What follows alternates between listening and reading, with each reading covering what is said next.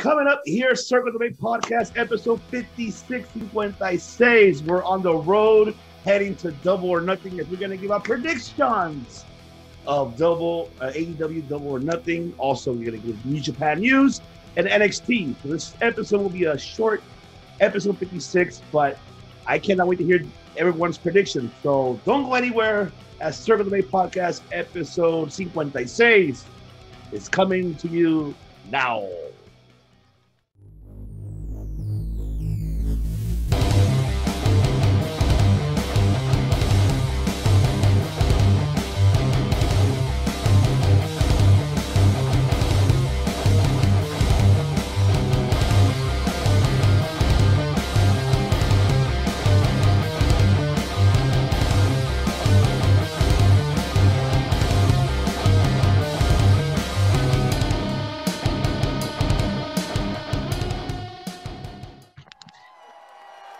Welcome, everyone, to the Circle of Debate Podcast, episode number 56. You see behind me, number 56, right there. Somewhere around there. Yeah, you see it. That's right. 56 episodes in, ladies and gentlemen. It's the host, Stevie's What I See, here with my other host, the West Side, the West faction of D-Generation West that runs California like there's no tomorrow here on the West Coast. And of course, because he is the director. He likes to direct everything, makes it look nice, shine it up real nice, and with the light, everything else. And he'll direct you to, not traffic, but I don't know where he will direct you to, but he is the one and only CK1 Chris Kennedy. Well, tonight I'm going to be called the dealer because the Double or Nothing, I'm going to be laying out life lessons in my prediction, okay? I'm going to give you the winning hand. I'm going to give you the winning hand for every card. And you're gonna come out on top, Ivan. Woo! All right, I love it. I love it. And of course, we have the calluses of all calluses. He is no longer an executive for Impact. Now he's full time for AEW, and he's been jet flying everywhere, kiss wheeling in Winnipeg, Minnesota. Yeah, making videos on Instagram to go see your doctor. Yes, go see your doctor, and that is. Yeah, MGC for Baker. Matt Kentz. What's up, everybody? I'm back. Work schedules are weird, and here I am again. Finally, I miss you guys. I miss all. Do we have a name for our Circle of Debate fans now? Like, what do we call? Ooh, oh, I got it. I've been dropping this line on the Dirty Heels podcast. The Clean Faces. Clean Faces. He put Clean Faces approved. That's what. Yeah. Instead of Dirty Heels. Clean faces. Here we go. We wash our faces in the sink. That's right. Now, before we begin with the predictions for Double or Nothing for AEW, I want to go ahead and give a shout out. Congratulations to Brandon Ascari for such an incredible match this past weekend. Global Submission Wrestling Catalyst, phenomenal. Even though Fight TV kind of cut it up short for the main event, but he put it for you guys, for us fans, on the YouTube channel for free and on Fight TV for free, so you can catch the remaining of the main event between Alex Hammerstone and the Chrome Dirty Chris Dickinson. Great pay-per-view, man. I loved it. I cannot wait for the two-night event. Looking forward to it. And also congratulations to the ticket winners that we gave. We didn't announce the winner, but he at least attended to the event alongside with Dirty Heels, Kofi Wheaton. So once again, thank you so much for attending to the event. And once again, Brandon, another phenomenal job, man. Loved it. Now let's begin, gentlemen. Let's start off with AEW Double or Nothing. But there's a buy-in before the whole main card, after obviously 4:30, I believe so, or 4 o'clock. I'm not quite sure the time. But the buy-in is the NWA Women's Championship on the line as Serena Deeb defending it versus Riho. So let's start off with that prediction on the buy-in. So let's take it away, director. Who do you got in that one? That's a 5-star, potentially 5-star match right there. That could be on pay-per-view on any AEW. And that's for the TNA or NWA title? Yes, sir. Yeah, damn, man. And that's on the buy-in. We're spoiled. I mean, no offense, but that should be the main event somewhere else right now. I mean, I know it's a buy-in, which is to get people to come in and pay for the pay-per-view. I think something else may have sat there, but they're definitely like stacking the deck, pun intended. That's for sure. That's definitely going to be the match that's going to get you to want to watch the rest of the paid product.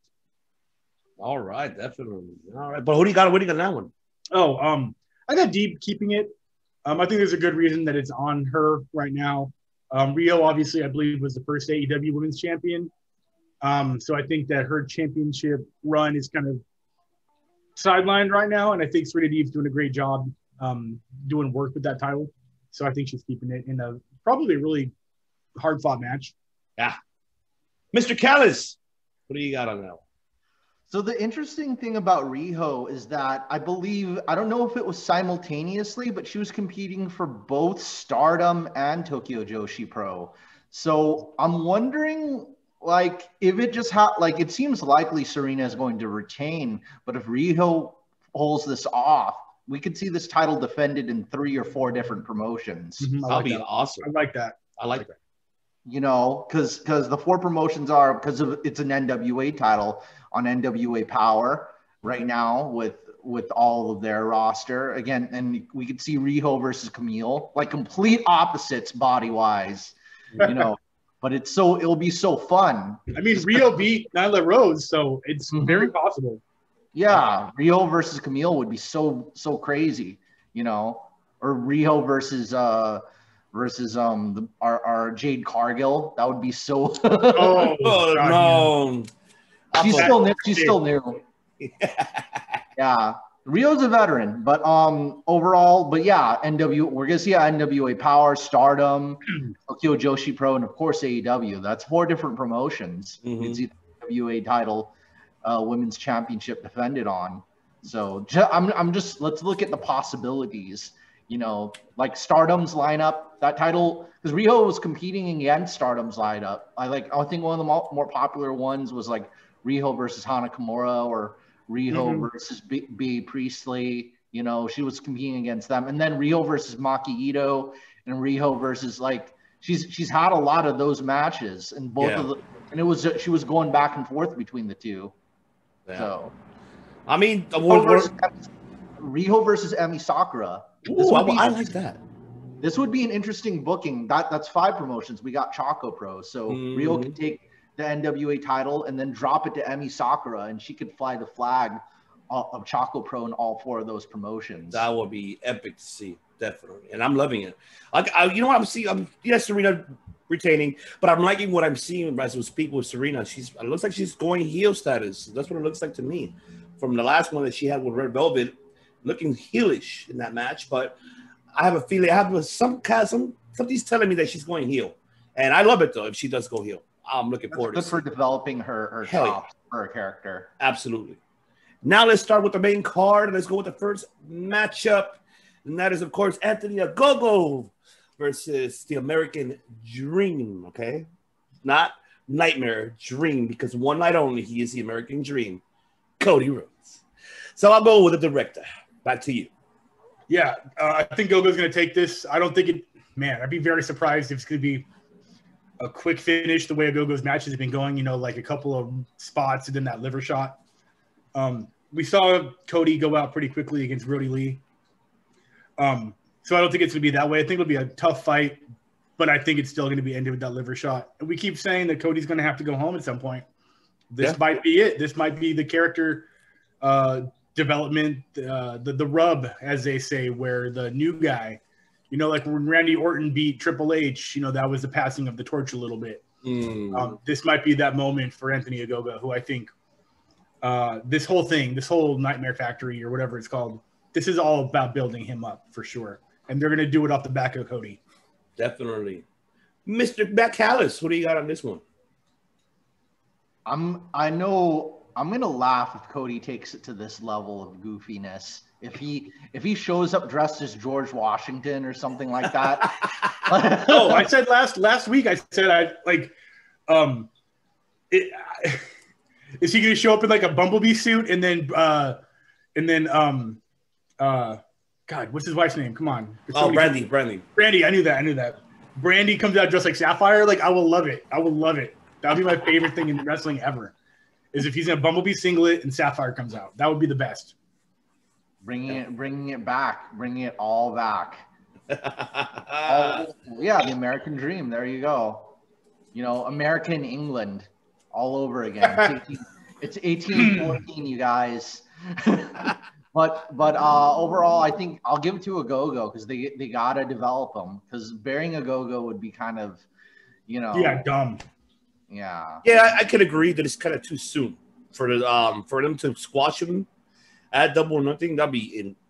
I'm hoping. I've been saying this for the past couple weeks. This is a fucking Rocky movie, like straight out. It's a fucking It's a Rocky movie. That's what it is.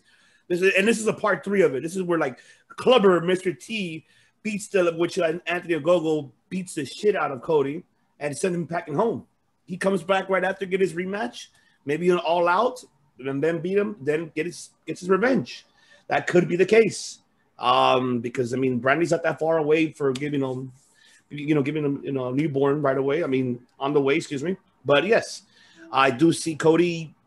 It's going to be a good match, a great storytelling, and most definitely a go-go. This win will put him over a lot and make him more dangerous than what he is now. You know. So all right. Next matchup, we got the TNT Championship on the line. Woo-hoo, I'm excited for this one. This one is the one that I'm really excited. 2 powerhouses going at it as Miro defending the TNT title versus, of course, man, Lance fucking Archer. Man, I'm looking forward for this. The Murder Hawk Monster. The Murder Hawk Monster. My dad. Well, take it away, director. What do you got your pops on this one, or you got? Yeah, no, I would love to see Lance Archer with that belt for sure. I think it should have been him to begin with, but he's kind of leaning face right now. And title psychology is you want to put the belt on the heel because that's a better story for when the face finally gets it. Miro just won that belt like a week ago. He's not losing it a week later. I don't know. There might be some fuckery afoot. A clean win would be very surprising in this. Might end in DQ, might end with like a Kip Sabian run-in, and maybe Jake gets the DDT on him, causes a distraction, and then, Miro gets a surprise roll-up. Miro keeps the belt. I have no idea how. That's for sure. Matt Callis.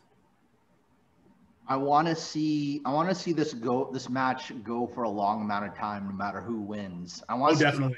I want to see plenty of offense on both.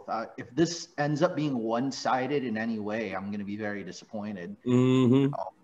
It's like my odds-on favorite, my personal favorite's Lance Archer, but everything he's done, the whole character, everything he's done in pro wrestling, Noah and in New Japan, where he just goes around the audience breathing water. Instead of breathing fire, he's like a water-breathing dragon in Japan.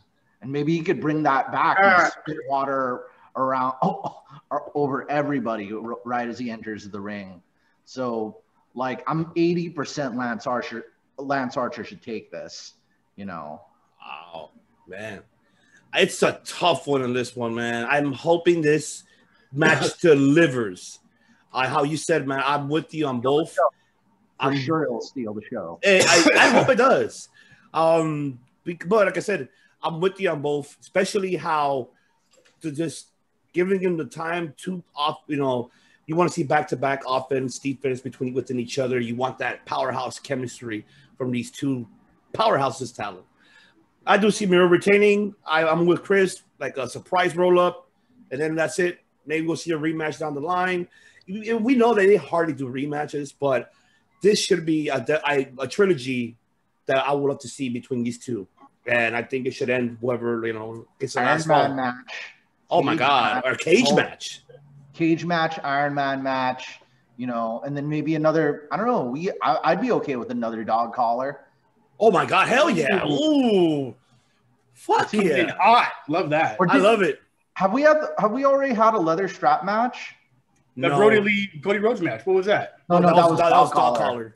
Okay, yeah, okay. Close enough. Oh no, we didn't have another one. That was Dustin versus QT versus somebody.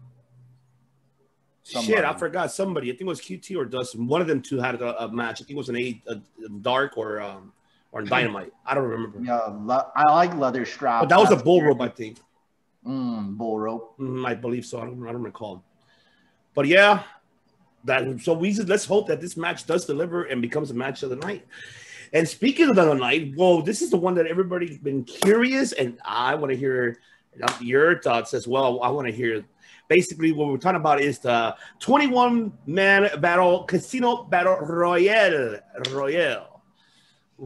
Crown Royale, which we do have Griff Garrison, Brian Pillman Jr., 10, Stu Grayson, Nick Camarado, QT Marshall, Lee Johnson, Dustin Rhodes, Anthony Bowen, Smashcaster, Penta Cero Miedo, Isaiah Cassidy, Mark Quinn, Matt Sydal, Christian Cage, Matt Hardy, Powerhouse Cobb, Ibo Uno, Coco Cabana, Jungle Boy, and the last one is the number 21, who is, Chris got the cards right there. Who is the mysterious one? Who will be going? Now, before I even ask you, Director, and I apologize, I want to give a shout out to Kofi Winston, 30 Hills podcast, because I love what he said. He said, I'd rather see an Impact star to make a debut in AEW, because we haven't seen an Impact, but besides the Good Brothers, been in an AEW ring or an event at all. So, I mean, now, Director, who do you got? Who do you think is a surprise? I don't know what Kofi had said. I did not see that segment. So if I'm right, I'm right. If I'm wrong, I'm wrong. But they're responsible for over 50 deaths a year up in the true north, and I'm going to go with Moose.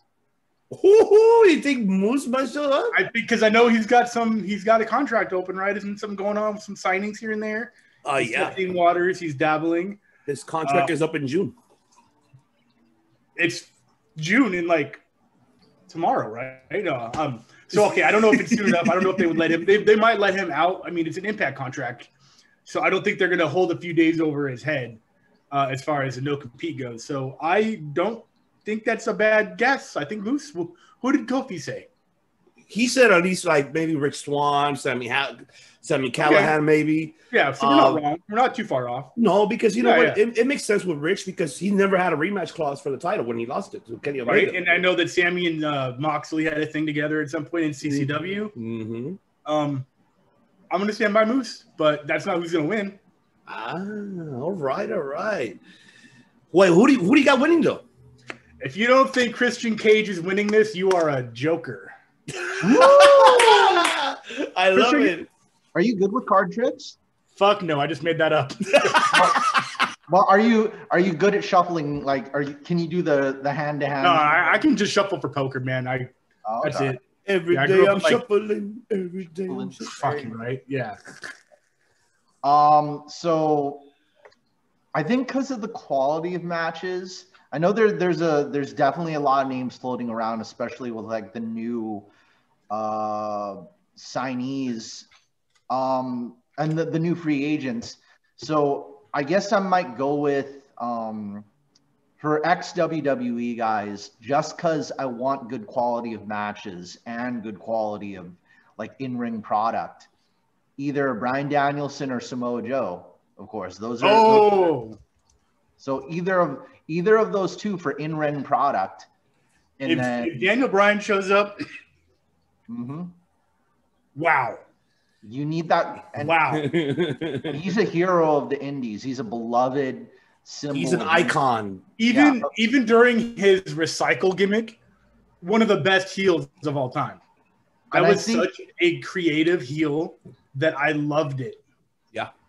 I hate that it just disappeared out in thin air. It literally just fickle. Yeah, it just went away after like a weekend. It just I think like Roman Reigns beat the shit out of him, and that's what the turn was. You guys got me thinking of a strategy, because I mean we already have like Impact, New Japan, AAA, all in that like kind of in that immediately like trading talent right now with AEW. If Bryan Danielson comes into the picture, we'll have a more open kind of back and forth with Ring of Honor, just because of how much history and love like Bryan Danielson is with Ring of Honor. I think he could probably make his debut, like his post WWE debut at Double or Nothing, and then kind of open up that relationship between Ring of Honor and AEW, and maybe feud with some like newer guys rather than just go straight for Kenny right away. Right. As for Samoa Joe, I kind of want him like going for some main eventers like right away, like off the bat. But who do you got? Who do you got winning though? Who do I have winning? Yeah, I might go with Chris because Christian Cage needs, like, you can't just keep throwing him against, all the other guys. He's got to face Kenny eventually. And like Kenny still has to finish off his feud with Eddie Kingston and then get through his and Moose and then take on Christian next. Mm-hmm. So because right now, like, that doesn't make sense for Kenny not to face Eddie Kingston sooner or later. Agreed. Agreed. Like that has to happen first, and then he has to face Christian. Yeah. So I think Christian might have to I don't know. AEW and doesn't have suitcases for their right to challenge contracts. Oh no, they don't have nothing like. Well, actually, no, they don't. Not like that. No, I think you just shoot. I think they pick. I think Khan picks the event for you. That's it. You have like a chip. I think like a chip, and then okay, here's your book for All Out, for example. They could do something. So maybe somebody could challenge Christian for that right to challenge Kenny. They could do that too. They could do it that way, like right after Double or Nothing. While Kenny's busy with Eddie Kingston, Christian has to face somebody else after this. So yeah, I'm going with Christian. And just one more thing, if it's going to be a former Impact or current Impact person, or just I'll go with former Impact because this guy's long overdue. And he's still pretty much a free agent. I don't know what his current whereabouts are. And he's who we were expecting at the last pay-per-view, Rob Van Dam. I'll always want that. He's been very active on social media lately, so who knows? Yeah, he's very and he's definitely, like, he was wrestling with Impact very recently. So he's definitely still in ring shape. That Kenny RVD match is a dream match we're all waiting for. Hey, what was it? GCW in Florida? Generation Championship Wrestling. That's right. Maybe I think he's calling. But like, if RVD, how good are they doing right now? By the way, real quick, just side note. Shout out to Jeremy down there in Florida. Shout out to Jeremy, dude. Yes. Killing. He's killing it, man. Fantastic job, man. It's been almost a year since we talked to him. Oh yeah. We've been in talks. Yeah. And we got something going. We're talking about announcement, no spoilers. Yeah, no, I'm just saying, watching them also progress on the South like that, dude, just killing the game. And a lot of AEW's lineup on Dark is coming, or people coming from there. Trish Adora, Queen Amanada. He's kind of their farm club. He's kind of their OVW right now, which is, it's bittersweet that he may lose all of his talent, but he's the company developing it too. Absolutely, yeah. So Jeremy, I'm thinking if we're talking Florida, AEW, wrestling, and weed, Jeremy and Rob Van Dam are like friends. Jeremy and Rob Van Dam are probably like inevitably. I want them on an episode of Swerve. Let's just not Swerve. Not Swerve. Fucking Ride Along. Right, oh my God. Sorry. No, shout out to the old network TV shows that totally reeked of awesomeness, but those were great. Yeah, Jeremy, if you're watching this, I predict Rob Van Dam and you guys are gonna be good friends. I'll send him the clip. He'll love this. Yeah, we'll send that to both Rob Van Dam and Jeremy. You guys are gonna be friends. Like, second Rob Van Dam debuts in AEW, he's gonna give Jeremy a call, and then they're gonna smoke each other out, and it'll be good. So hell yeah. Man, this is a tough one, man. Surprise entrance. It's really, really tough. I would love to see Daniel Bryan, but if we do see Daniel Bryan, this is gonna be like, God damn it, Bruce! He's gonna go out crazy. He's gonna fucking lose his mind. They probably call Bruce like, what the fuck? Why do we resign Daniel Bryan? Yeah, buddy. We said it a lot. Tanahashi would be a sidewinder. Oh, wait a minute. Okada could be a sidewinder. That will be something too.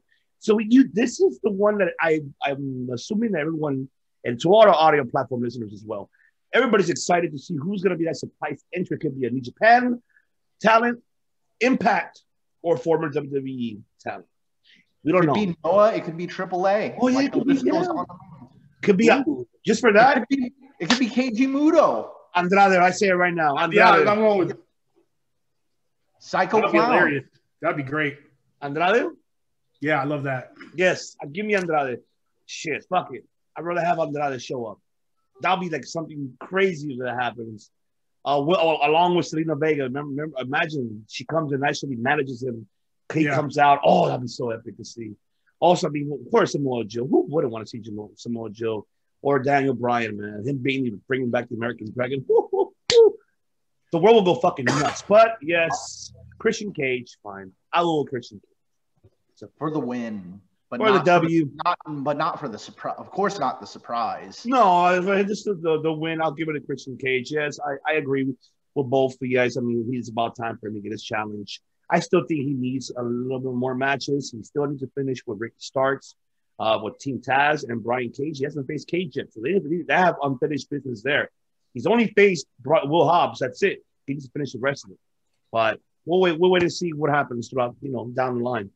Now let's move on to the Women's Championship, the AEW Women's Championship. And that is right. Hikaru Shida defending the title versus DMD, Britt Baker. So I'll go to you, Director. What do you got, baby? What do you got? Yeah, this is going to be a good match, not for the match itself, but for who walks out of there with the title, and that is the new Queen of Extreme, DDM, Britt Baker. I love it. It is time. It's going to be a dirty finish. There's no way she gets a clean win, and I'm going to love every second of it. Chris, are you Gambit now? No, sorry. Hey, he could be Gambit for Halloween, right? Shit. You could pull it off. That'd be sick. I love Gambit, man. I was all about Gambit. Oh, yeah. Exploding cards in the coat. Oh, yeah, the bow staff, dude. Fuck yeah. I love it, man. Hell yeah. Oh, man. But no, that's my prediction, and that's pretty solid bet right there that it's time. She's killing it everywhere. It'd be a disservice to everybody to just not do that right now. Agreed. Mr. Matt Cullis.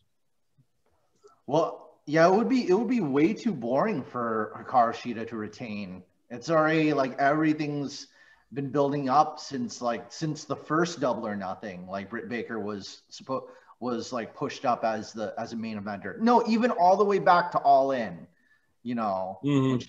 When she came out to the ring to Adam Cole's old music from Ring of Honor, like she's had a lot of power behind her. So she's more than earned this reign, more or less. The only way a title retaining would kind of work is if there's some kind of controversy at the end of the match where like they force Hikaru Shida to forfeit the title, and then Britt Baker makes a huge stink about it, and there's a lot of drama and fighting on the return show, the return episode of Dynamite. Kind of, I'm trying to think about how like how Undertaker and Kurt Angle and The Rock had that triple threat match, and it's like I didn't tap out, and we could have something like that, or somebody can cheat, or there's some videotape involved. That's the only way Britt Baker's not walking out as the champion. Oh, dude, I mean, it's a clean sanctioned match, right? It's like no DQ or anything like that. Right, it's clean. Yeah. So I predict like Rebel coming out, and then maybe the ref getting rid of her immediately, but then maybe coming back later, like from under the ring or some shit like that. Like passes her brass knuckles or something. Yeah, something like that. Like, or maybe I don't know. Maybe she like throws her a retainer and she puts a retainer in her mouth, and then she gets hit and hurts Shida's hand or some shit like that. Just something really creative. Like bashes the retainer on her forehead, and then and then Hikaru Shida gets color. She gets busted open. I'd be into that, but I don't see a clean win at all. It's just not in the character to me. It's not the way I want it to go. I want Britt Baker to win it dirty. That's for sure. I know one thing's for sure, guys. I think I'm pretty 70% sure there's going to be somebody. They're both will be busted open. Will be I think so too. Yeah, because I haven't seen Hikaru Shida bleed a whole lot. Not to my knowledge. I haven't definitely seen plenty of Britt bleed. Yes. Yeah. Twice, like Hikaru Shida gave her a bloody nose. So. Yeah. I think she broke her nose, right? Original. Yeah. Mm-hmm. Yeah, she broke her nose. She had to wear that mask and shit like that. Well, hey, I mean, I'm with. Of course, we all said it. DMD. And another thing I wanted to mention on a side note of that, which I'm saying, what's up with that? Why the hell does she not have a toy? She doesn't have an action figure. She's been tweeting all over social media, twittering, everything. If I don't win this championship, I better if I do win this championship, my apologies, I better get my damn toy. And if I don't get my action figure, I'm retiring. Oh, I want that AEW game, dude. That video game looks baller. I want that shit. Her action figure comes with the kendo stick and has like the cool cape robe outfit. But they haven't made an action figure of Britt Baker. First signee in AEW, and they made one for Riho. I know. What's up with that? I'm not hating on Riho, but that shit would sell out so quick, dude. Yeah. Oh, geez, that doesn't make any sense. But oh well, Britt Baker, we're cheering for you because it's your time, your year now. It's time for you to take over that division as the top heel in the women's division. Yeah, she agreed too. Right. All right, now let's go with the in-ring debut of who? Woo, Stang! Woo, Stang! Woo, woo! This is a dream come true. My God. I know. You've been dreaming about this day forever, Matt, and now it's happening. It was the whole reason, that was the whole reason I stopped watching wrestling, was Sting retiring. I was that disappointed. Was that 2014? Was it Chris? The WrestleMania? No, it was Night of Champions, was it, that he retired? Oh, okay. I thought it was that Triple H match, but yeah, I feel you. Yeah. I think no, when he announced it though at what was it, WrestleMania for Hall of Fame? When he was inducted. I was like, really? Man, I've got nothing to look forward to now. And now he's back in the ring. So that's right. Before I covered Kenny. That's right, kid. That's right. We got Stang and Darby Allin versus Ethan Page of Scorpio Sky. So, Mr. Callis, I'll go to you because you're a Stang. You're Stang. Take it away. Who do you got this one? Despite all my love for Sting, they're going to really have to establish this tag team. So I'm pretty sure Ethan and Scorpion are going to take it, more or less. Yeah, so it makes sense story-wise wise. And I think there's going to be a whole thing where Scorpio Sky's like, I'm the true Scorpion. It's in my name, you know. And he's putting... Okay, well, what about Too Funk? Too Scorpio. Come on, man. Hey, maybe he's gonna do the heel thing. Was like, Too Cold Scorpio. I'm a way better version. I'm pretty cool. Yeah, I'm four cool because I'm twice as good. Yeah. There you go. He's a cocky heel now, so it seems very likely. And who knows? Maybe Miro might return the favor for getting help out from them. It's like, hey, thanks for getting my back, you guys. And then we got a new trio, you know. Okay, I see you. I hear you. He softened Darby Allin up for Miro, so they tenderized him, and then Miro cooked him on the grill. So they're just the tenderizer mallets. All right, director. Yeah, you wouldn't again develop new talent just to job them out, and it's safe to put Darby Allin on a bit of a losing skid. It doesn't do much damage to his career, especially when they're so close together. A title loss and then a tag loss doesn't really hurt his stigma. But I'm going to say something that this is wild and out of nowhere. You've never heard this before. This is the first time this opinion and this theory has been brought to light or to dark, depending on how you look at it. But I think that we might see someone turn on somebody, and we might see a Sting heel turn. You've been wanting that for fucking ever. I mean, Darby could turn on Sting and say, "You weren't there when I lost the title. You ruined that. Now you ruined this," and that could turn Darby on Sting, which would probably be the smarter thing to do, but not the thing I want. You know, Chris, I really want it as well because Sting is really good on he's really good on the microphone at being funny. And I want to see a little bit more of that because, I remember when Joker, he could go the oh my god, he could Joker, TNA Joker style. Hell yeah, I'm with it. Dude, just straight evil, not even say a lot of words, just keep it short and mean. When he was like Authority and Impact, and he was like making fun of Madison Rayne, it's like I have the power now. that was like Sting has so many different sides to him that the general audience just think he's like a strong, silent surfer dude, the fucking the Crow and the Joker, and I want to see. Yeah, actually, I'm for Joker Sting. I think Baby Joker, a newer version. Maybe one for Joaquin Phoenix a little bit this time. Okay. Interesting. He just comes out and laughs and then walks out. He's like, ha! And then leaves. Hey, Joker Sting would be so much fun on Being the Elite. My God. Oh my God, right? That would be epic to see. Jeez. That's going to make Being the Elite like 1,000 times funnier than it already is. Like him just showing up in Dark Order skits like, what's all going on, guys? Everybody want milk and cookies? Or something like, I don't know. Something like that. Yeah, it's like I can't believe you actually. I cannot believe that you're going with Ethan Page and Scorpio Sky. And I know Kobe. If you're watching this and you're listening to this, I know you and Chris are the only two guys that I know that want Sting to go heel. That's all you guys want. You guys want Sting to go heel. I'm with it too, Ivan. You're with it too. Okay. Yeah. Look, I have an open heart. Okay, my heart is open. Funny Sting. My heart is open. That I'm excited to see Sting back in the ring, first time in front of a live crowd of capacity that we will see. I'm nervous for him personally because, of course, one little mistake and he could be paralyzed for life. And knocking on wood for him, and I hope he does not.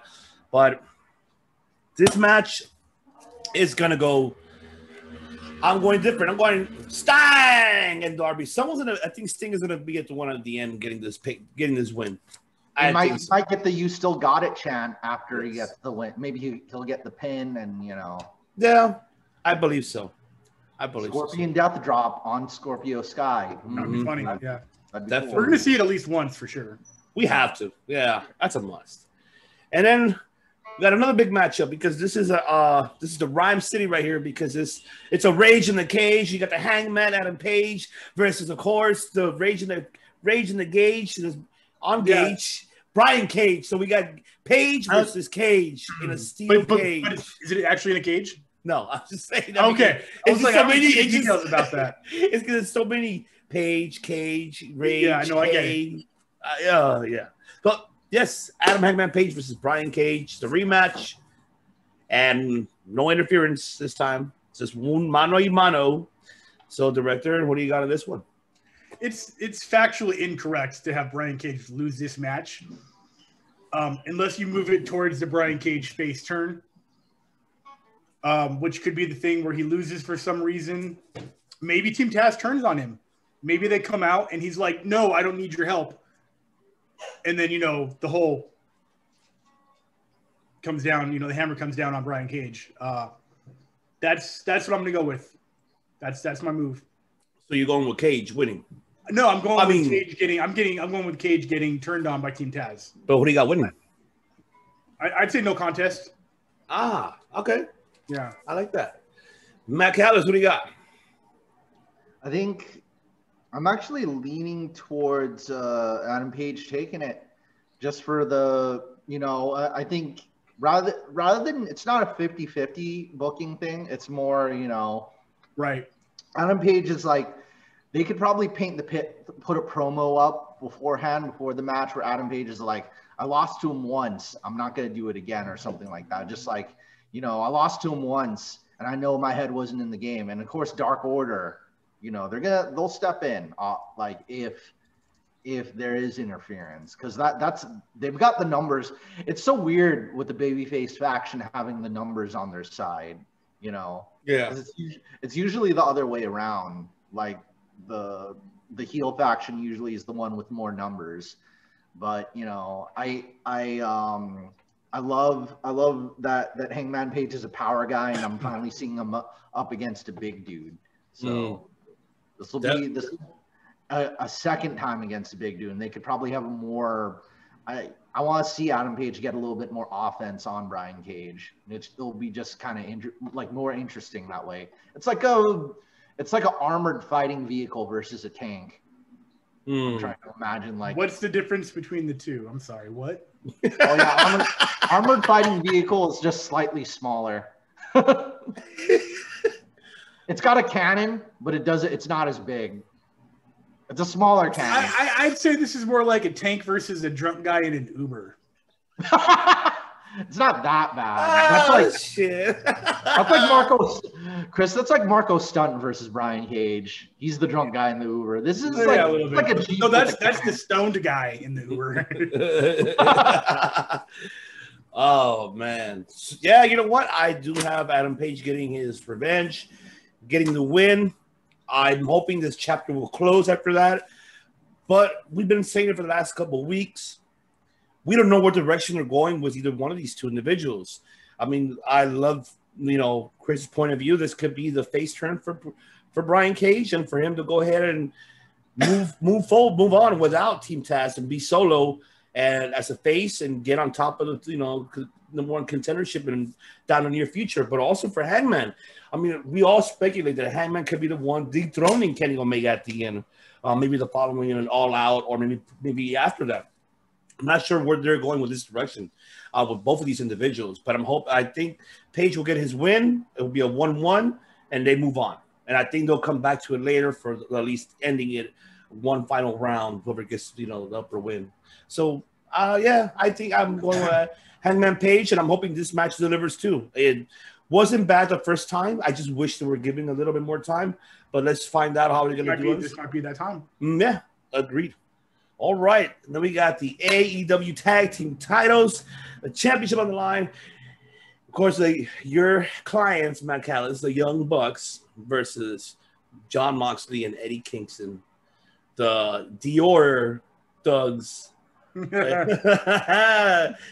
So I'll take it back to you, Matt Callis, because these are your clients. So you tell me, bunch of insects, right?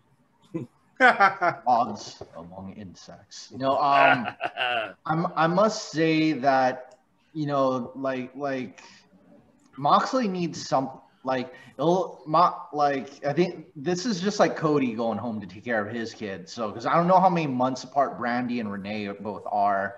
It's close. Those kids are gonna be wrestling each other someday. Yeah, around the exact same time. And so Moxley needs to also take his paternity leave, and I guess it's likely that I'd say 75% the Bucks are going to retain, but it could be like this. If Moxley wins these tag titles, it could mean that he has to lose that US title pretty soon.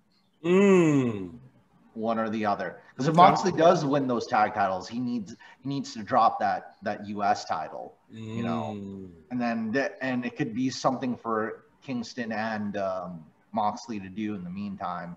But that doesn't make sense because Eddie still has to face Kenny still. Yeah, I want to see Eddie versus Kenny one-on-one sooner than later. Oh, now okay, here's what I predict. Moxley's going to get really messed up by it. Like, Don Callis is going to help them cheat. They're going to use some kind of weapon to incapacitate Moxley. That way he has to go home and go on paternity, and he could be like injured and then on paternity leave. And then Eddie could be like the lone wolf, like baby face lone wolf, and then face Kenny as the leader of that gang. So, I can see that exit ending that way for Moxley, where he can go on maternity leave, and that sounds about right. I like that. And then Eddie could go one-on-one with Kenny as a lone wolf and just get more spotlight on him as a baby face fighting the big heel faction. Okay, all right. The dealer right there. He's the dealer of all dealers. This one is as much up in the air as anything else. I'm trying to count how many title change predictions I've guessed for this. And it's only been one. So based on my opinion on the main event, I don't think it's crazy to think that Eddie and John can take these titles. They've been getting their asses handed to them in these gang-like beatdowns for months now, and it would be a sweet finish to see them walk out of here during one of those straight gang warfare, where it's all of the elite versus these two guys that are, tough as literal nails, but just can't get the odds in their favor. But for them to walk out with these titles would be fantastic. It'd be hilarious. I just remembered something. We could get a run-in from two people for Moxley. Sami Callihan and Nick Gage. Oh, MDK. Both I like the Sammy thing. Add Sammy, put them up, and then like I see, the trios thing. I love it. Keep it there. I love that actually. That would be I like epic to see because I mean, imagine you see the Good Brothers coming in and interfere. You see Sammy coming in and making the save. Like maybe we could see the Good Brothers, costing the Young Bucks to lose because they're not tag team champions. So Young Bucks, they need to lose the belts. Honestly, I'm not hating on the Young Bucks, not like that. I think they need to drop it and then regain it back to give it better momentum, for them because these matches they're having with the Varsity Blondes was great, classic, instant classic, heel face. The other matches they had by far with SCU was great. This one, I'm hoping that Moxley and Kingston does get the win because it will unexpected. I mean, besides us, it will be unexpected for the rest of the fans. Holy shit! What, they just won the belts? Because I'm pretty sure, but it's like, the Young Bucks are gonna win. Let's hope that Kingston and Moxley wins those belts. Maybe with that type of interference, you never know. Book it, damn it! That's why you guys are phenomenal writers. Tony Khan, see, call us. Se habla en español, inglés, Spanglish, and whatever I speak. Yeah, that's him, Spanglish. We could just do this the whole time. Capiche, capiche. The entire time. It's like, why aren't you guys saying anything? I'm pretty sure this says it all. So you guys want rice? You want? All right, so we got the next one. What are the co-main events? The Stadium Stampede 2, dos. That is the Inner Circle competing in their second Stadium Stampede versus the Pinnacle, damn it. Pinnacle. Director, do we see the split or do we see them stay together? Let's find out. I like that it looks like AEW is kind of developing their own version of the Big Four. So far, there's only been like the Big Two, which I think is like the I forgot what they called War Games. What was their War Games? War Games. AEW has like their War Games ripoff. Running guts. Stampede. The Stadium Stampede is the only match type that is almost exclusively created by and ran inside of AEW. And I love that. That needs to be an annual event. Keep it going. Have one every year. This is going to be less comedic than the previous one, which was the Inner Circle versus the Elite. Yeah. That one was great, but it was hilarious. This is going to be violent and scary and to the point.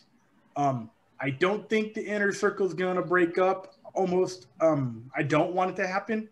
They're kind of on fire right now as the lead faces in the company. And they lost, the last one, the cage match. So based on just numbers, I don't think they're going to lose this. And I also don't want them to. Yeah, it'd be too disappointing. And I think the only good thing you could kind of get out of them losing is maybe like us seeing Jake Hager and Sammy Guevara kind of rise to do their singles career stuff. Right. But they still are. They're still singles, just within a. Yeah, they're just within a babyface group. Glacier got him. Yeah, Glacier got Chris. See that, and probably MJF's probably pretty upset. It's like, no, we're gonna win this. Chris doesn't know anything. MJF's somewhere. It's like, I gotta freeze Chris's feed. I'm back. I think I switched my Wi-Fi real quick. Oh, no, I was thinking MJF was upset with you, Chris. He was like, ooh, Chris,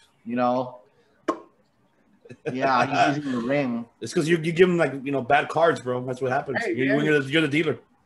It's in the hands. Mm-hmm. But I gotta say, the Stadium I like the idea of it being a yearly match. Other than if they're not gonna go comedic, I don't know how over theatrical, because the Sting and Darby Allin versus Team Taz, with their cinematic match, because I don't know if I want it to be all that. I don't know how they would make. Maybe it could be good, but I kind of want something more grounded. I don't know. So you see Inner Circle staying together, right? You don't see them. You see them winning, staying together, right? I'm I'm about 81% sure. He added the one after the 80%. I don't want to say 80 or 75 or 79. 79% or 69. Yeah. Oh, I don't have my Don Callis stats. I got 69 reasons why. I love it. I'm with you on this for sure, director. This should be a violent match, violent cinematic. No more fun and games like the first one you said. I agree with you 100%. This one should be extremely violent. Everybody should have color on this one. My opinion. I think everybody should have color on this one. Yeah. This will be the bloody double or nothing. Yeah, well, yeah. This is like your part 2 of Blood and Guts, but but it wasn't much color in Blood and Guts compared, it was only who was it? Was it Jericho, MJF? Basically, the Pinnacle were the ones who had color the most. But okay, on this one for sure, I see Inner Circle staying. I don't think it's a bad move if they split them up, because what are you going to do after that? I mean, okay, we know that Jericho might go on tour for mini tour for Fozzy, going back in the studio.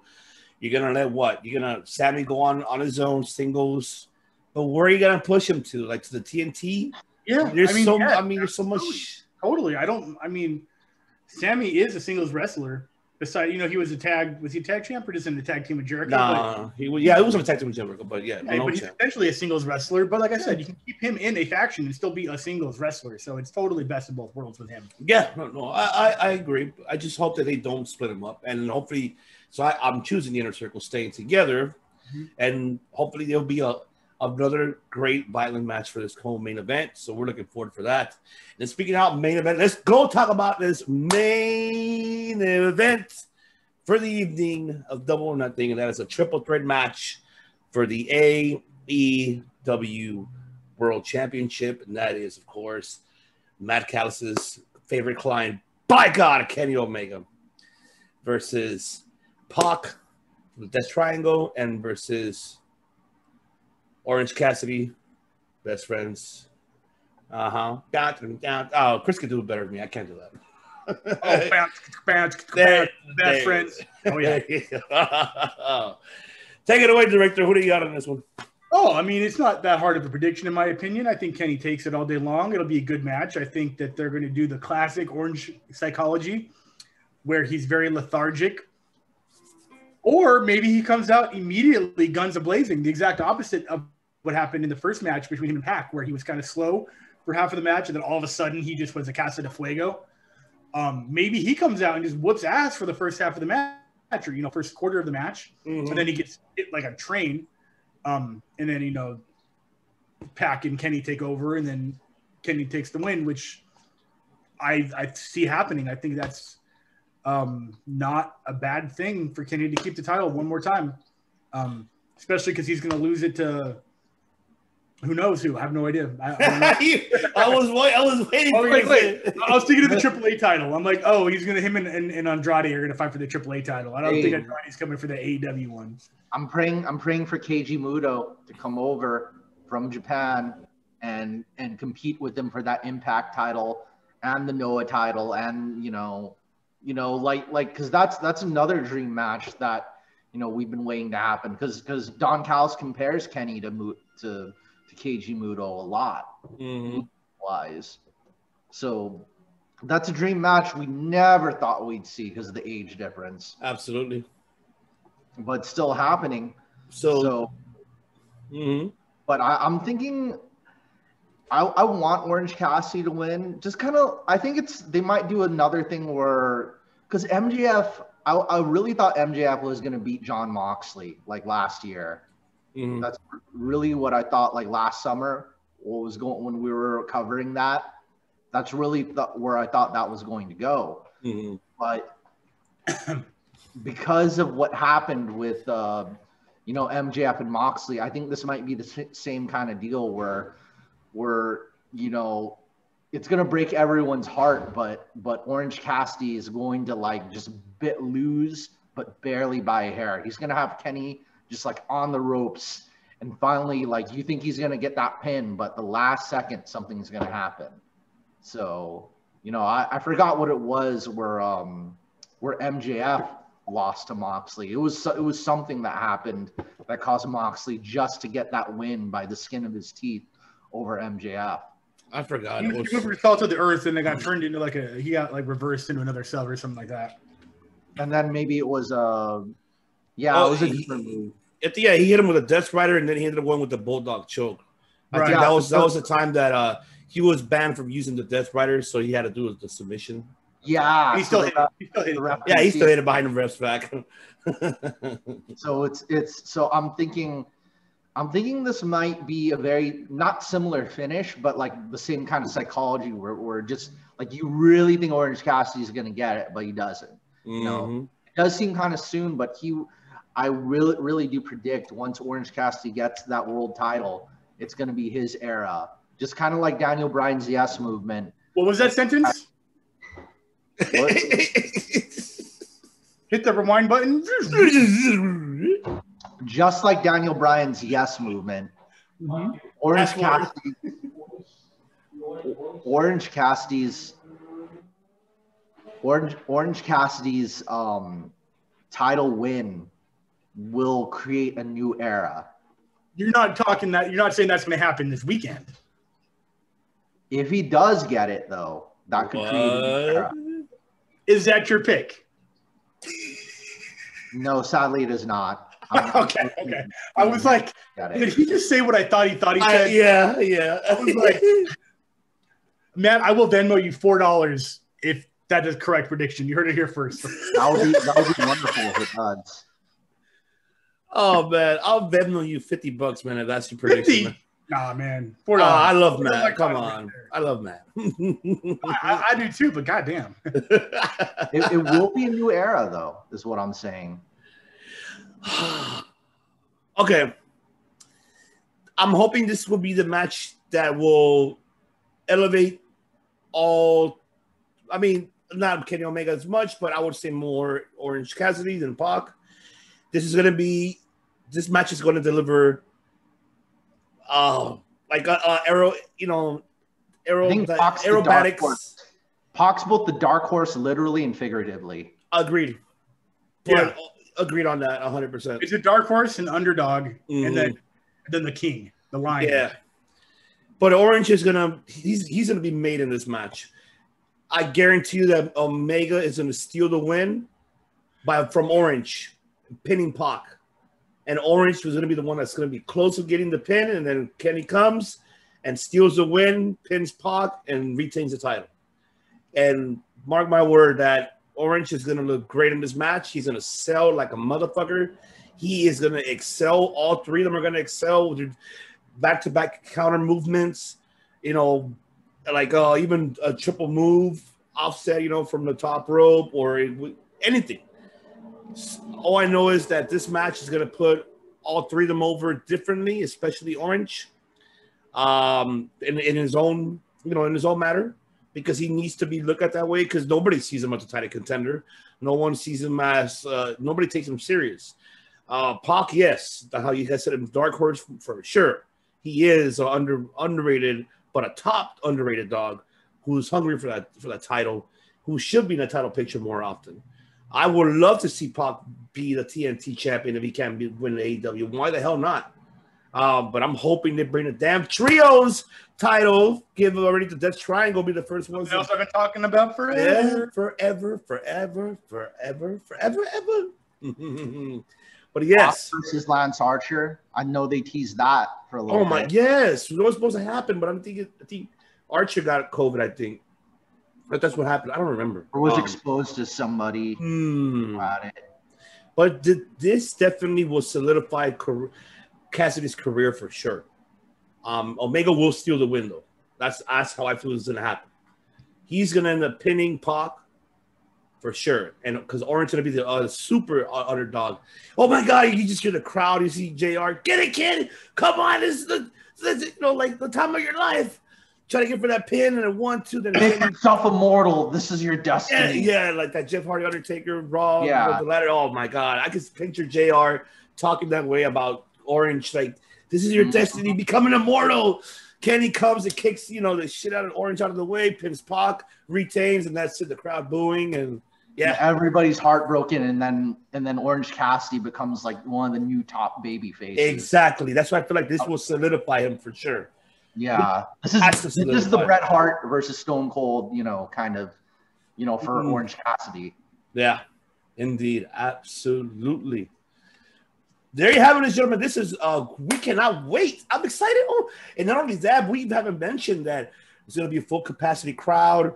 I'm going to see. I'm not sure what's the audience noise. We missed that. We missed that. We finally got to see it for AEW.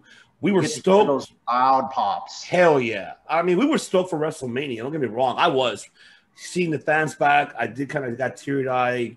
Kind of bring back the it was really. I was really happy to see that beginning. But now AEW is their turn to have it. Now with a full capacity crowd. I am looking forward to seeing the crowd's reactions, the heys, the boos, and the hey. Oh, cannot wait, man. This is going to be more natural. It's not like piped in, button pushing. Yeah, exactly. What the crowd really thinks of what's going on, like the true, honest opinions of a wrestling audience. Yes. Now we're going to go ahead and end this with two more topics, and we're going to make this a short episode, ladies and gentlemen. So I want to go ahead and mention very briefly, we don't forget to tune in tonight. New Japan Collision USA. Of course, we're gonna have the Never Openweight Championship on the line. I'm sorry. The New Japan Strong Openweight Championship on the line, which you have Tom Filthy Lawler defending it versus his former protege, his former member of Team Filthy, that is Chris Dickinson. So I'm looking forward to seeing that main event. That's gonna be great. Make sure you tune in on NewJapanWorld.com to order that, subscribe, and tune in for that later tonight, 7 p.m. Pacific Standard Time, 10 p.m. Eastern Time. And also don't forget, we have for New Japan in Japan Wrestle Grand Slam coming to you also this weekend as well. The card, we don't know what it is because right now, everybody in New Japan, they're going through it like hell. They had over nine people with COVID-19. Desperado, Okada had it. The list could go on and on. So this is really difficult for New Japan right now. They're struggling to them to get back on their feet. And Okada just got cleared, so he's fine. He's back in the picture. Obviously, Will Ospreay is not the champ. The title's vacated. They haven't announced anything yet. Who should, for a fact, that Okada's getting his. He's gonna be there waiting for either it could be Kota Ibushi, could be Shingo Takagi, or it could Minoru Suzuki. There's a lot of Minoru Suzuki is the one, he's long overdue for that reign. Yes. I think he deserves that shot, and I'm hoping they give it to him. But we don't know yet. We have to wait and see what will be the outcome for New Japan. So that's the one that I'm kind of like, oh, I feel bad. I'm pretty sure that, Matt, you're kind of disappointed. But but unfortunately, the way how the state of Japan is, man, I don't know what they're doing over there with the CDC guidelines and protocols, but damn, it's really hurted them really bad. So just wait patiently. It's all we can do. For the best. Exactly. And also, pro wrestling news that I wanted to just touch. It was this one today, ladies and gentlemen, because I want to get the director's opinion on this one. So, as we all found out, Tom Phillips was let go from. Perfect subject. Yes. Go ahead. And it was let go. Also, that the other commentator as well, Adnan Virkey. We knew already. We all knew he does not fit in professional wrestling commentating. He's great as a baseball analyst. Great for you. Love it. Not disliking the guy, but his character development, his commentating style did not fit. Did not make it believable. Did not win me over. And I apologize, Adnan Virkey, but yeah, he didn't win me over. The shocker is Tom Phillips. He's been there since 2012. He was let go. He did a great job in 205, NXT, and even Raw. I loved him with Samoa Joe and Brian Saxton. I don't know why they let him go. I mean, he was a great commentator. I have no idea. And they replaced these two individuals with this one individual who was a longtime MMA broadcaster and commentator for Bellator, for UFC, recently for Invicta FC, and that is Jimmy Smith. Here is my question to the director. Is Jimmy Smith, will he fit perfect on the Raw commentating team? Will he fit perfect transitioning from mixed martial arts to professional wrestling?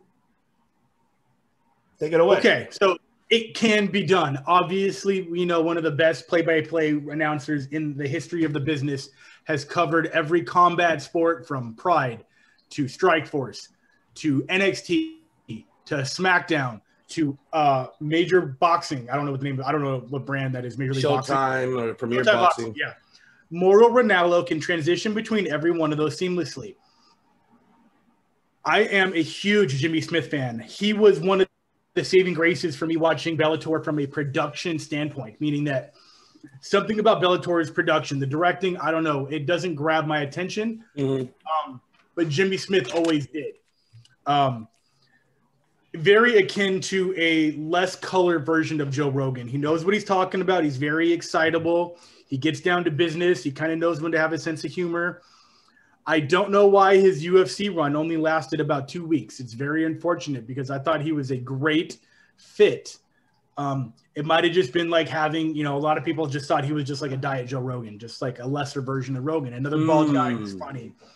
I don't know if there was contract disputes. I don't know if he didn't get along with anybody or if he just wasn't happy there. I love Jimmy Smith. I'm very excited and very curious about that transition because I only know him from Bellator and UFC. Is it going to be this weird out of pocket experience where I'm hearing this voice that I associate so much with that style, with that sport, calling like going from left hook to the body, right hook, and it's over to the Fiend has just ripped someone's head off, like it's going to be very counterculture. I'm still curious. I think he can do it. I don't have a bad thing to say about Jimmy Smith. I don't know what's going to happen. That being said, I loved Todd Phillips. He was my favorite play-by-play guy. I thought he was the future of play-by-play. Yeah. And it kind of sucks. I don't know what the issue was. I don't know if it was his decision or if he got canned. He got canned. He got canned. I don't know why. I don't know if he did something wrong or if just they didn't want him to keep him around. They didn't want to keep him around. But why? That's the great question. Side of caution. I don't know if he, yeah, could be his fault. Could not be his fault. No idea. Now let me ask you this. Now that you're very familiar with Jimmy. Oh yeah. Now picture yourself listening to Jimmy Smith, Byron Saxton, and Corey Graves. How you think it will work?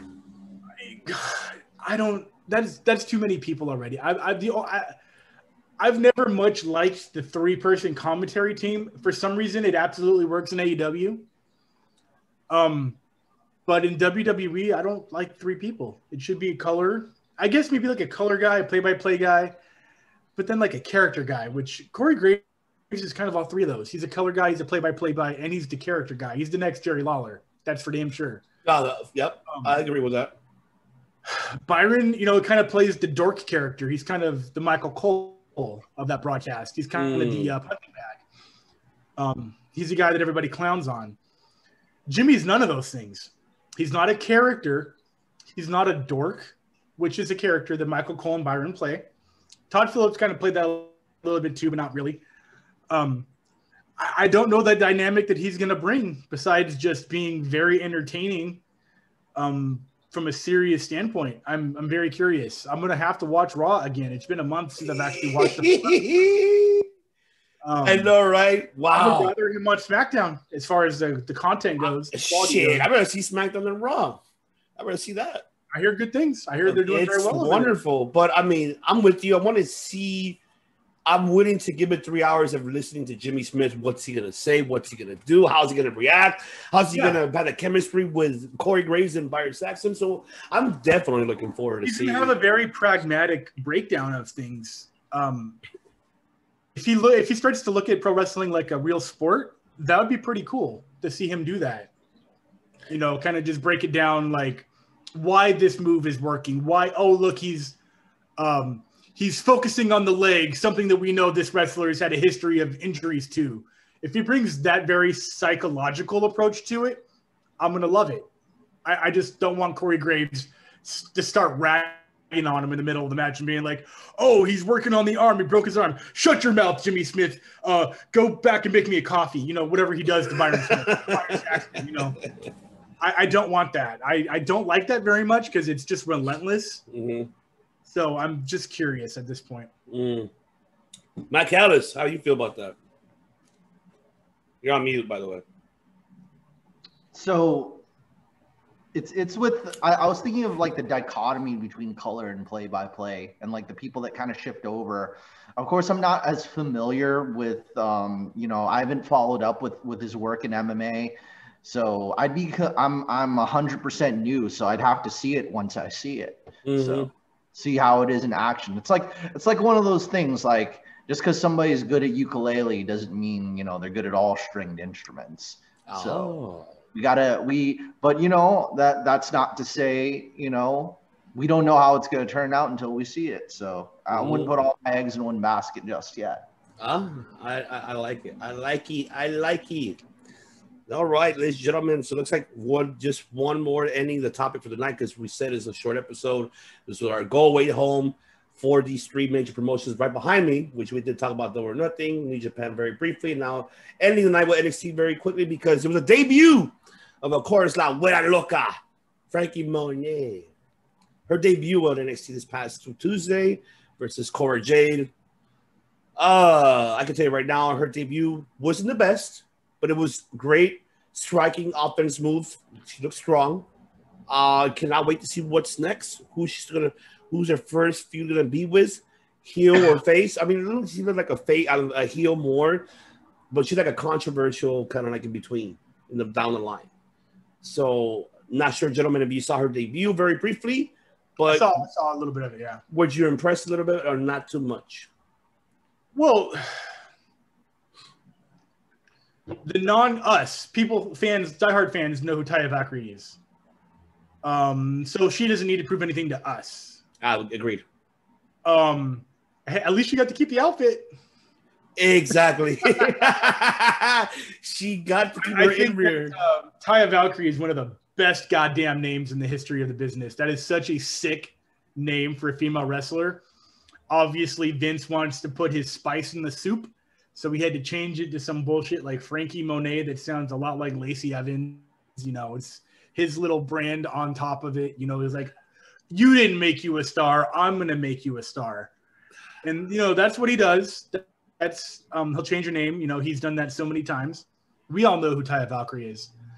Will the NXT casuals or pro wrestling casuals know anything about her based on that one match? Probably not. I don't know if she's going to be able to spread her proverbial Valkyrie wings like she was in previous companies. Hopefully someday. Hope they don't bury her and kind of tarnish what we know of her. But she looked good. She looked in shape. Obviously she's got a lot more a leash behind her right now. So let's just hopefully they let loose a little bit and she can do what she does. And time will tell. Yeah, me too. I cannot wait. Matt Callis, do you feel the same, or did you see her debut? How did you feel about it? I didn't catch too much of it, but I'll say this main thing that I'm going to compare. So Taya Valkyrie versus Io Shirai happened in Stardom way back. Way back. Well, not that way back, but moderately. It's been a minute since then. So if there's anything to compare what they're building up to with Io Shirai versus Frankie Monet, is kind of, I'm wondering if this is going to be like Shinsuke Nakamura versus AJ Styles, where it was better the first time outside of WWE. But this could be its own version in a very different kind of psychology and different characters. So, but overall, the road, like, it's such a, like, I don't know if her finishing move is still called Road to Valhalla, because it's still like, you know what, you're right. I forgot what they called it. I have to go back and look at it. I don't recall if they called it something.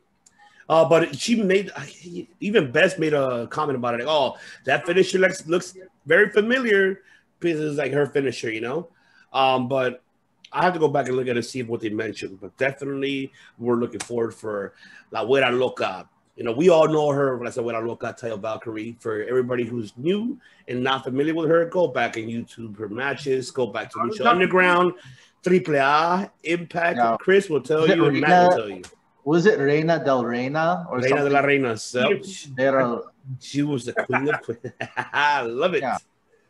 That's right. And also, one last, you know, I'm going to just go through the card. Not much of the card, just main topics of NXT. We did see Ted DiBiase coming back. Of course, we saw. I didn't think that's ever going to happen. Love it. A+, 10 out of 10. Fantastic. Cameron Grimes, of course. Did he pick Cameron Grimes? Is that his little protege now? No, because let me talk to you. That's what it looks like. Is L.A. Knight. That's what I was thinking. Yes. No, well, he showed up. He was there. So Shoes of a champion. Yes. Let me talk to you, baby. So I think we're going to go with this storyline very briefly. I think they're going to go ahead and put the $1 million belt. The rumor in your window has already been saying that they're going to bring that belt back. It looks like this might be the one, the feud. We see Cameron going face already on this one. LA Knight being the top heel how he is. We might see them, you know, feuding upcoming for that championship. Is he still kind of on like acid and like seeing like demons and shit? No. Yeah. He's a rich boy now, you know, who owns Cameron Grimes? Yeah, he's playing the rich boy. He's not the Bayou Hick anymore? No, if you go like, oh, God damn it, I know you've been missing, but Cameron been the rich boy. That's why that feud began with DiBiase, because he was a millionaire. He'd been trying to buy stuff, but Ted DiBiase been buying whatever he wants to purchase. So now this is like the battle of the millionaires between the face-off. LA Knight interfered, and then now we see Grimes going face on this one. Okay, maybe, yeah. I mean, I love Trevor Lee was awesome, and I love the Cave-In is a really dope finisher. Oh yeah, definitely sick, dude. Like, especially because only someone his size can do it. Mm-hmm. Then we just see the return of Bobby Fish. Didn't look so great. He still looks out of shape a little bit, in my opinion. Man, he needs to retire. I'm sorry. I love you, Bobby, but yeah, I think it's about time for you to go bye-bye, bro. It looks like they might hit that direction. You lost to Pete Dunne. Doesn't look best future endeavors for you. I love you, man, but you're more of a manager style, man. Here and there, you're great in the ring, but this match overall did not look great for you. Look really bad, in my opinion. I mean, if you guys disagree with me, comment below. Of course, then we do see. This is a question that I want to ask you guys. So before I ask this question, I'm just going to go ahead very briefly. Now we're seeing new upcoming feuds. Bronson Reed, who's a North American champion. We're seeing now Santos Escobar going for that belt now. We see, of course, Legado del Fantasma going for MSK for the NXT tag titles. And we're seeing a lot of new feuds coming up. Even Shia Lee versus Mercedes Martinez, after Mercedes got that little X mark after her beating Jada Raymer. So we're seeing new chapters beginning in NXT. And especially now, this is a question I want to ask both of you guys. This close chapter was done finally. Karrion Kross retained his title, defeated Finn Balor. Where does this leave to Finn? Does he go back to the main roster? Or where do you see Finn after this loss? What direction should he go? So I'll go with you, director. Maybe not main roster. Man, unless he's the one that comes after Roman Reigns and puts the I like coup de grace right through the table that the king is sitting at right now, the head of the table. So I mean, he's doing what he wants to do where he wants to do it. I don't know if a main roster run again would be the best for him as far as like, I don't want to say mistreatment, but misuse of the character. Mm-hmm. There's just nothing for him up there that excites me. The Karrion Kross thing was very exciting because it's like the new big young guy versus, I mean, Finn Balor still made, I mean, at one point was the king, you know, King Balor or Prince Devitt, whatever, same thing. I don't see him moving back to main roster, but I don't know who would be next to feud with, you know. That's pretty much it. Yeah. Matt Callis, how do you feel about Finn Balor? Fergalicious. No. That's what he called him. Fergalicious. Kenny Omega? Fergalicious. You know, his body stays vicious, and he's up in the gym just working on his fitness. and I'm your witness. And he leaves NXT roster on Rock, and they be lining down the block just to watch what he got. Fergal. I love it. I love Fergal it. David. But the big thing, I mean, it's with WWE. It's like, where else can you go? SmackDown, Raw, NXT. I mean, unless if he's gonna stay with WWE, those are really the only places. I think it's just I think what you were just describing, him and Roman Reigns. I guess that kind of seems logical. I guess. Yeah. I mean, he never technically lost the Universal title. Mm-hmm. He had to vacate it. He lost the title shot to gain it back, though. Yeah, that's the only fucked up part. What's up with that? It shouldn't even be him getting on the work. Should him just getting it before he come back. So, maybe him versus the Fiend. Nah, they did already. If anything, he was the one who got murdered when the fucking Fiend came debut. Yeah, he was Bray Wyatt. He got manhandled on SummerSlam. Maybe revenge. I don't know. Yeah, but he's not bringing a demon character back. Finn Balor's not sure. I don't think he is. I love the character that he has now. Cocky, fucking pretty boy. Like, I'm the shit. I'm the prince of fucking wrestling, motherfuckers. Yeah, just like I love that. Yeah. Yeah, well, yeah. Bullet Club style, definitely. I don't know where Finn goes with this. I think Finn should stay in NXT, help develop more other people in the roster. Have Green on. He could have a great match with Timothy Thatcher or fucking him. Go to NXT UK. Walter, damn it. That's what we've been wanting to see. Walter Finn Balor for the NXT UK title. Bam. Bam. There you go. Book it, damn it. Fergalicious, go to the UK, get that belt. Because that feud was supposed to happen, but it never did. So that's Walter, Yes. Walter. Walter. That's good, yeah. I actually love that. I actually do. And there you have it, ladies and gentlemen. Thank you so much for tuning in to episode 56 here. This is only a part 1. We're not doing a part 2. What are you coming in part 2, man? We just did what's left. No, I said that we're not doing part 2. There's no part 2. Oh, okay. Yeah, we're not doing. No, everything's covered for this evening because it's short. It's like I said, right, there was no Dynamite because there's stuff going on. Absolutely, there was no Dynamite. Even though you're seeing this in the morning time or at any time you're seeing it. So yes, we're not reporting Dynamite tonight that is coming out. We're not. This is a go home away for Double or Nothing, New Japan NXT right behind me right here. But we'll be back for a special one. It's not an episode 57. It's going to be a special one only about the recap of AEW Double or Nothing recap. We will be having featured guest George Mackay from Straight Talk Wrestling will be joining. Kyle, the spoiler, the prediction, Morin from Joke in the Ring podcast will be joining us too. And of course, Kofi Weaston and Brother Goodbowin, DOE from Dirty Heels podcast will be joining us to do a recap of Double or Nothing, get everybody's thoughts. And also next week, we'll also have an exclusive interview for you guys, the Young Goats from Championship Wrestling from Memphis. Make sure you tune in for that interview. And more to come next week for episode 57. A lot of surprises are coming. So, yes. And then, of course, the director, he'll be having his an evening with the director. What am I doing? Do I have something booked or no? No, everybody's been asking about the evening with Chris Kennedy. Oh, so yeah, I'm trying to branch obviously everyone knows I'm trying to expand the podcast to just entertainment in general, not just wrestling or MMA. I've had a few musicians on, I've had rivals, I've had Heliocentric, and I'm trying to branch out and get more people on. I have a busy schedule as far as I have to learn a bunch of music for a show that's in 30 days. So I've kind of put that as my priority right now.